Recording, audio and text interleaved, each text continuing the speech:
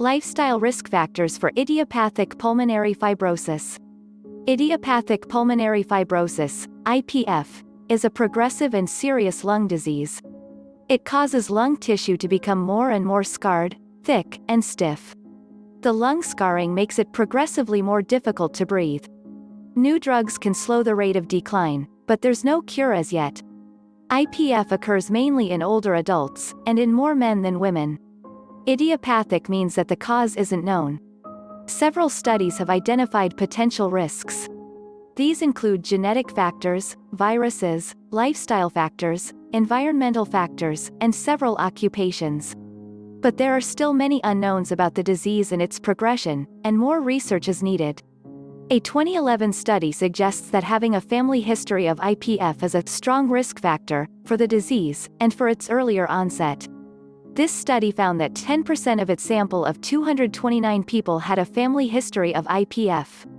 Researchers are looking at specific genes that may be involved, and estimate that 35 to 40% of the risk in developing IPF is genetic. You can't do anything about genetic factors, but you may be able to do something about other potential risks. Cigarette smoking. As with other lung diseases, cigarette smoking has a strong association with IPF, especially for people who smoked more heavily and longer. A 1997 study found that long-term smoking was a high risk. An additional risk factor with smoking is its association with shortening telomeres, the DNA structures that protect your cells. Shorter telomeres are linked to age-related diseases. IPF is one of the diseases associated with shorter telomeres in your lungs and blood. Exactly how this works is under investigation. The bottom line: if you smoke, stop. If you need help in quitting, join a support group or consult a specialist. Environmental exposure to dust, fibers, and fumes. Studies have identified a significant increased risk of IPF with exposure to inorganic and animal dust and fumes from chemicals. This includes wood dust and use of wood fires, metal dusts, such as brass, lead, and steel, vegetable dust, livestock dust, asbestos, bird droppings. Some of the occupations or hobbies that involve dust and fume exposures are stone cutting and polishing, farming, raising birds, hairdressing, textile work, welding, painting, printing, industrial car cleaning, technical dental work. In addition, smoking can increase the risk of IPF when you work in one of these professions. The bottom line: if you work around dust and fumes, wear a mask and try to minimize your exposure times. Improve the ventilation in your work environment. At home, use an air cleaner to remove fumes and dust. Adopting a healthy lifestyle. Healthy eating is always an important line of defense against disease. Limit your intake of fast foods, processed foods, and sugar. Check labels. Foods advertised as low-fat are usually high in sugar. If you're overweight, consult with your doctor about how to get to a healthy weight. There is an additional benefit of a healthy diet for IPF. Researchers have found that there's an increased risk of IPF if you have diet-related diseases such as diabetes, or gastroesophageal reflux disease, GERD. The National Heart, Lung, and Blood Institute reports that 9 out of 10 people with IPF also have GERD. It's not known why this is the case, and the subject is under study. One theory is that people with GERD may breathe in tiny drops of stomach acid, which injures their lungs. In addition to eating well, you should also concentrate on staying active.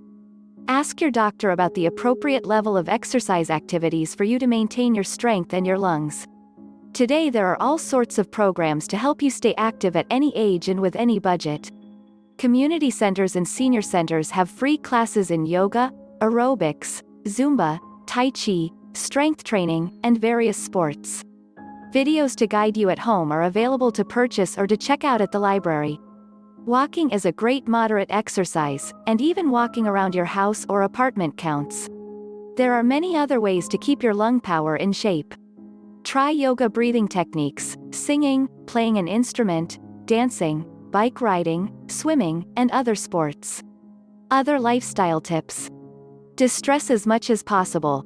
Stress has a bad influence on your physical and mental well-being. Physical activity, even moderate activity, can help cut down on stress. A key element of distressing is to be aware of what's causing your stress. When you're more aware of your stress triggers, you can begin to try to tame them. If you're stressed about a particular aspect of your life, look for a support group of people with similar concerns. Or talk to family and friends about how they distress. You may also want to see a counselor or therapist for help in dealing with stress. Take time to relax. Figure out what relaxes you and make some time each day for that activity. Some of the things people use to relax and distress: deep breathing, meditation, reading, listening to music, playing with a pet, sauna bathing, exercise. Sleep well and get a good night's rest. If you have trouble getting to sleep, consult your doctor about an appropriate remedy. Sometimes the fix is simple, like shutting off your computer and phone an hour before bedtime. Avoid infections. Researchers have linked an increased risk of IPF with several viruses, including Epstein-Barr, HIV, hepatitis C, and herpes virus 6. Stay up to date with vaccinations against flu. During flu season, be mindful of crowds. Wash your hands frequently to avoid catching or passing on viruses. Monitor the air quality in your home. Chemicals from the following sources can be a source of fumes that irritate your lungs: household cleaners, paints, some cosmetic products, pesticides, car maintenance products. Limit exposure to these as much as possible.